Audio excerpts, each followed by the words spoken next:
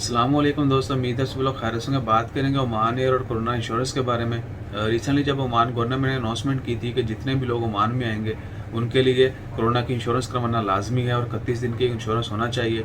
ये rule start होता है 1 अक्टूबर 2020 के बाद जितने भी आने वाले उनके लिए। तो बहुत सारी एयरलाइनें जो है वो फ्री ऑफर दे दी थी कि अगर आप उनकी टिकट परचेज करते हैं तो आपको कोरोना की इंश्योरेंस परचेज करने की ज़रूरत नहीं होगी, उसी में ऑलरेडी शामिल होगी। लेकिन अब ओमान एयर ने जो है वो थोड़ा इसमें रद्दबदल कर दिया है और तब्दीली ये की गई है कि जिनके आईडी कार्ड ऑलरेडी हैं उनके पास, यानी ओमान के जिनके आईडी कार्ड बने हुए हैं, लेबर कार्ड बने हुए हैं, उनको कोरोना की इंश्योरेंस जो दोबारा से लेना होगी, नई लेना होगी।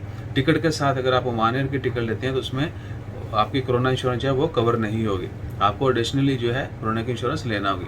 बाकी तमाम लोग जो विजिट पे आएंगे, वर्क वीज़ा जिनके पास नया है या जितने भी लोग ओमान में आ रहे हैं जिनके आईडी कार्ड नहीं है, उनके लिए जो है ये ऑफ़र वैलिड रहेगी और 31 मार्च तक है।